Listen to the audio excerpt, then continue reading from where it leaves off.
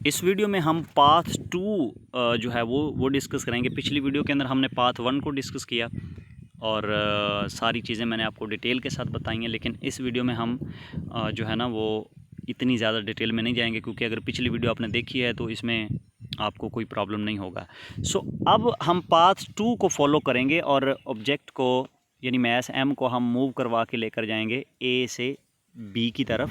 किस रास्ते के थ्रू? पाथ 2 के थ्रू।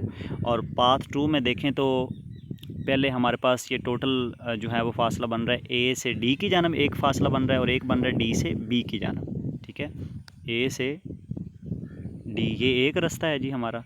हम पहले ऑब्जेक्ट को यहाँ से इधर लेकर आएंगे और फिर हम इसको अपवर्ड डायरेक्शन में लेकर जाएंगे बी की तरफ। ठीक है, तो इस दौरान भी हमारे पास जो टोटल वर्क होगा वो होगा WADB।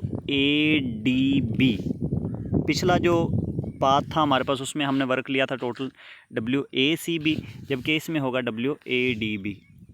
तो मैं इसको यहाँ पे लिख देता हूँ। इस वर्क को भी हम जो है वो दो हिस्सों में डिवाइड करेंगे, बिकॉज़ हमारे पास जो फासला तय हो रहा है वो दो तरह का हो रहा है। एक है जी हॉरिजॉन्टल ए से डी की जानब, लिहाजा इस वक्त जो वर्क होगा उसको हम लिखेंगे WAD। और जब हम डी से बी की जानब जाएंगे तो वर्क डन जो होगा वो DB। लेकिन याद रखिए ये हमारी फोर्स की वजह से किया गया वर्क नहीं है, ये ग्रेविटी की फोर्स की वजह से किया गया वर्क है। ये मैं बार बार इसलिए बोल रहा हूँ ताकि आपके माइंड में वो हमारी जो फोर्स है जो हम इस ऑब्जेक्ट के ऊपर लगा के इसको मूव करवा रहे हैं, कहीं वो फोर्स आपके माइंड में ना बैठ जाए। आपने हमेशा याद रखना है कि आपने इस सिचुएशन में ग्रेविटी की वजह से जो मतलब वर्क डन है वो कैलकुलेट करना, और ग्रेविटेशनल फोर्स को हम डिस्कस कर रहे हैं इस वक्त। क्लियर है?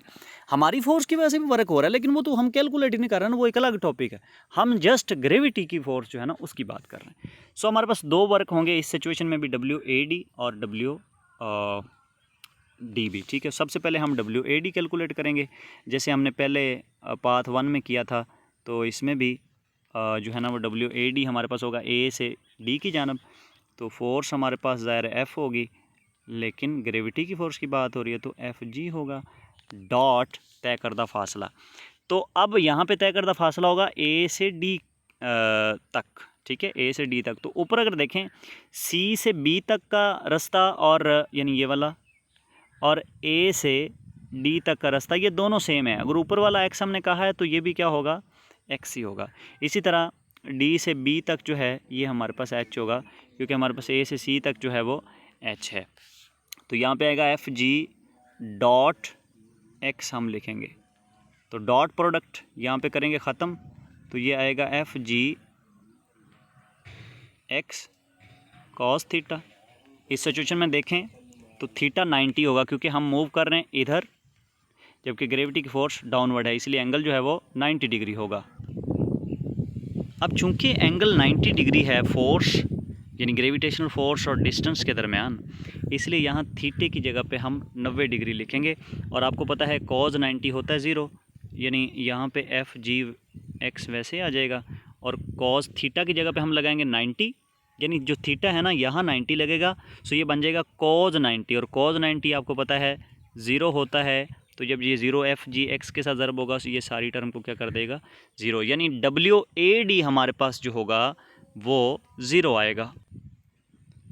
समझ आइए? तो इसलिए हम यहाँ पे इसको मैं रेज़ कर देता हूँ, यानी ये आपने याद रखना है बस कि WAD जो हमारे पास आएगा वो हमारे पास 0 आएगा।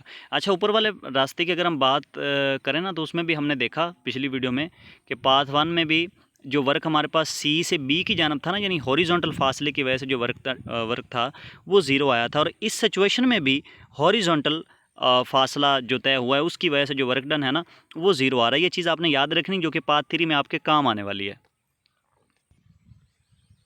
अच्छा, अब हम वर्क डन जो है अभी हमने फाइंड किया AD, अब हम WDB जो है वो मालूम करेंगे। तो मैं इसको जो है ना रेज़ कर देता हूँ।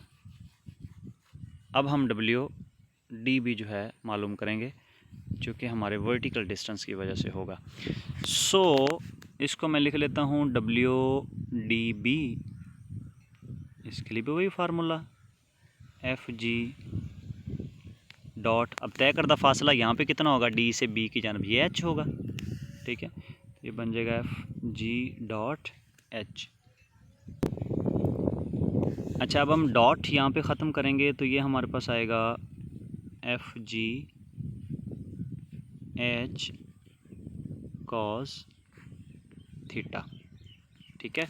तो एफ जी हमारे पास होगा एम जी, क्योंकि वेट के इक्वल होता है ये, और एच हमारे पास वैसे आएगा, जबकि कॉस थीटा, अब थीटा यहाँ पे एंगल हमने लगाना है। देखें ये कौन सा एंगल होगा, ये वो एंगल होता है जो एफ जी और एच के दरमियान होगा, जैसे हमने पहले इसका जो पाथ 1 था उसमें हमने डिस्कस किया था।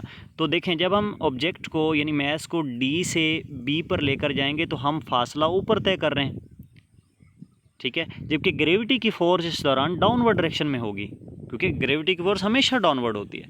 सो एक यानी फासला अपवर्ड है जबकि ग्रेविटी की फोर्स डाउनवर्ड है, इसलिए दोनों एंटी पैरेलल हुए, लिहाजा यहाँ पे एंगल होगा 180 डिग्री, यानी ये हमारे पास आएगा F G H cos 180 degree, ठीक है। और एफ जी की जगह पे मैंने एम जी लिख दिया, एच वैसे आ गया, कॉस 180 जो होता है ये हमने पिछली वीडियो में और पिछले पाथ में हमने डिस्कस किया था, इसका आंसर -1 होता है, यानी कॉस 180 ये हमारे पास -1 होता है। सो ये हमारे पास आंसर आ जाएगी -mgh,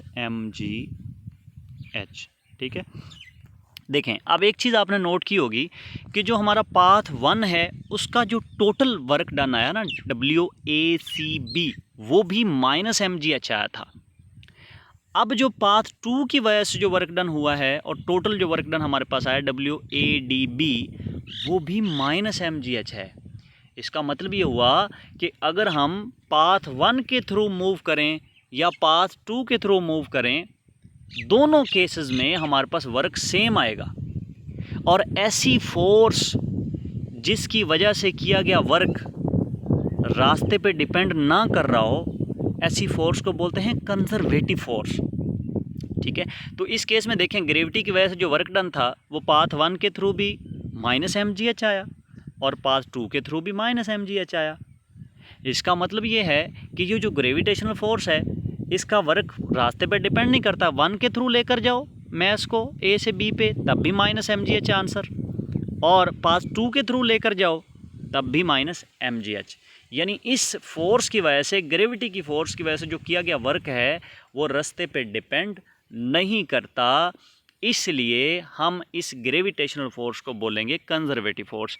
नेक्स्ट वीडियो के अंदर हम पाथ 3 को डिस्कस करेंगे, लेकिन उसमें याद रखिएगा कि यहाँ जो हमने 2 पाथ डिस्कस किए, इसमें आपने नोट किया होगा कि जो हॉरिजॉन्टल डिस्टेंस है ना, जैसे ए से डी वाला था या सी से बी वाला था, यानी जो हॉरिजॉन्टल डिस्टेंस था उसकी वजह से जो वर्क डन था ना वो 0 आ रहा था, क्योंकि यहाँ पे एंगल 90 बन जाता है और कॉस 90 0 हो जाता है। सो हॉरिजॉन्टल डिस्टेंस की वजह से जो वर्क डन होता है वो 0 होता है, जबकि वर्क डन परफॉर्म किस डिस्टेंस की वजह से होगा, वर्टिकल डिस्टेंस की वजह से होगा। ये पॉइंट आपने याद रखना है, जो कि इंशाल्लाह हम नेक्स्ट वीडियो के अंदर पार्ट 3 के ऊपर अप्लाई करेंगे।